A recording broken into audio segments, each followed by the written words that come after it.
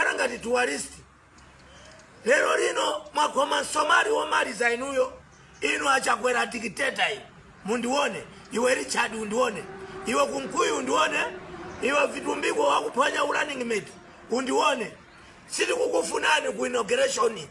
siti kukufunani ina siti kukufunani musabwere anthu oyipa ine anthu oyipa mwapweteka Malawi inuyo anthu oyipa simungachita zinthu zoyipa patutezi kuti mupereka pando kwa ena ndi kukakweza mafuta ndisata 3.3% ka 7%. Tanthauza chani andi zinthu zaonongeka mdziko muno panali mabungwe andiyera mphoto awa paki ndevu peya timikanjo peya anthu oyipa onyasa gifted rapesi ndi bungwe lako la HRTC anthu oyipa kwambiri amipingo Brandon CCP Livingstone ya kumpoto kukhala chete Amalawi tikufinyika tima yakula ndi ifeyo ine Rayton Mangochi Comrade Boni Kalindo Pastor Shumba Mtanyiwa Masauko Banda anthu amene kuyankhula kwambiri wabakiri Muluzi TV kulangula ifete tinasanduka mabungu Malawi Freedom Fighters. Koma lero paki hii ili kukuru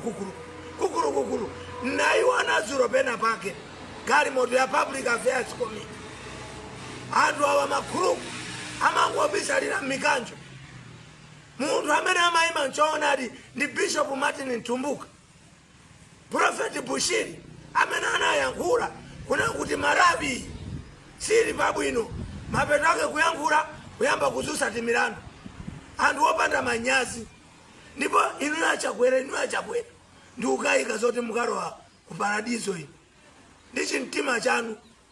mbusa wa chinyengo ineya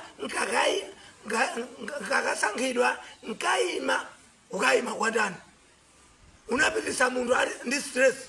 chilima lero kulisi ndipo inu ADPP musandikuyitse ADPP musandikuyitse ine ndikutetedwa pano ndikumva kuti akuti mukulandira dictator Lazarus Chakwera apite ku inauguration. What for watipangira chani wazunza Peter Mutharika uyu kumchita freeze ma account yake Peter Mutharika kumasowa yandiwo Peter Mutharika kuyapera kuyendesa chipani posa chetu apana chita 10 magari moto azofara za DPP akuti alipira 300 million nebusika mulandira asakapasane moni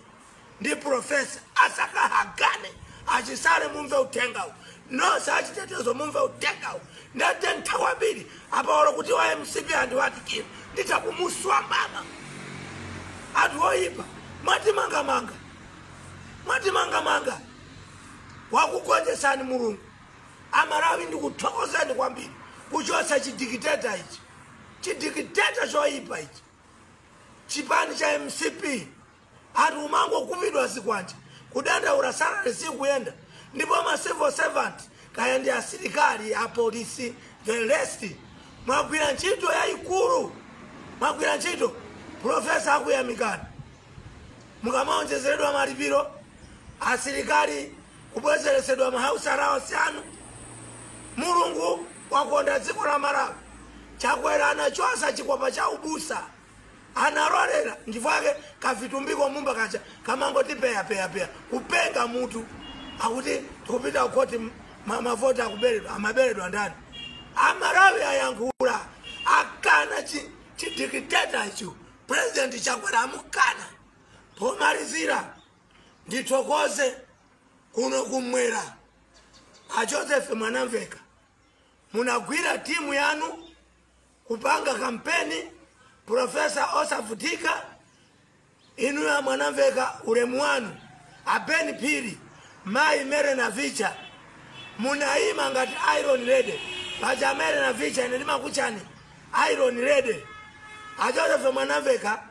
gwirani ntchito ipitilire mmene magwirira kwakumbukira achipani pa ground kwakumbukira Amalawi mizimu mulinjara mizimu muwathandize nsanga musaopsezedwe boma ili la sintha inogwira ntchito mboma musamaname kunena kuti ayi wachipana anabwera kuzati opseza. That's stupid. Kupusa kweni zinthu machita mwankhaza motumidwa ndi boma limene lapita la dikiteta Chakwera. Ndipo pomaliza Chakwera mukamva kukuwa mtauni mukaonekera ndizofuna zanu. Ine ndakuwuzani tumani intelligent yani anthu sakukufunani ku inauguration mukuzataniko makakamira ku State House anachita kukuchotsani Bakiri Muluzi.